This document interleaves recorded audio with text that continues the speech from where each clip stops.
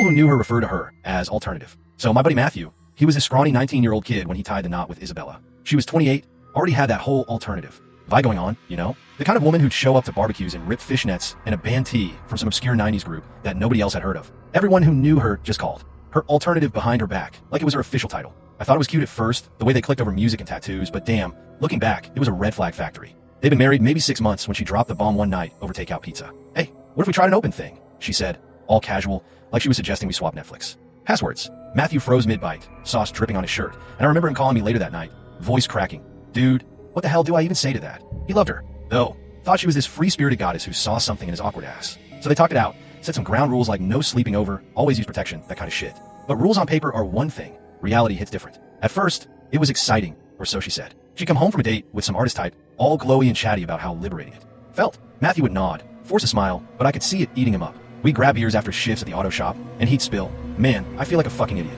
She's out there living her best life, and I'm just here. It got worse quick. One weekend, she mentioned this guy from her poetry slam group. Tall, bearded, the works, and Matthew lost it. Not yelling, just this quiet breakdown. He begged me to hit up a strip club with him that night. Said it was the only way to even the score or forget the images in his head. We went, him throwing singles like they were.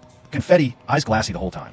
I drove him home at 2 a.m., both of us silent, and he puked in the parking lot. That's when the prostitutes started creeping in. Not full-blown habit, but enough that he'd disappear on Fridays. Come back smelling like cheap motel, soap, and regret. It's fair, he muttered to himself, like repeating it made it true. But it wasn't. One morning, he left his camera out, old DSLR he used for band photos, and there they were, pics of her with some random dude, tangled up in sheets that weren't theirs. Timestamp from the night before. He showed me, hands shaking, and just stared at the screen like it was a crime scene photo. Why'd she even take these? He asked, but we both knew. From her side, maybe it was all poly bliss. No jealousy, just connection. But for him, it was a gut punch every time. The dude who used to crush hikes and play pickup basketball ballooned from 80 kilograms to 120 in like a year. Stress eating burgers. And ice cream at 3 a.m., washing it down with whiskey. His eyes had this hollow look like he'd aged a decade overnight. I tried talking sense into him.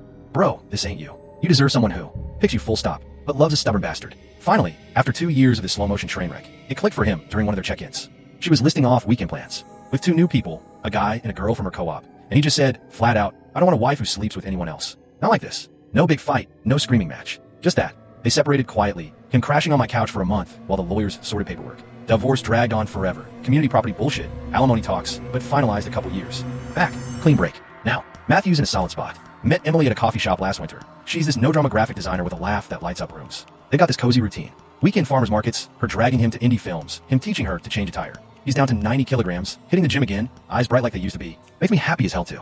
See, as for Isabella, last I heard from mutuals, she's thriving in her element. Shacked up in some big commune house with 6 boyfriends and 1 girlfriend, all rotating schedules like it's a dam. Co-op farm. Sounds chaotic as fuck to me. But hey, if that's her jam, more power to her. Matthew dodged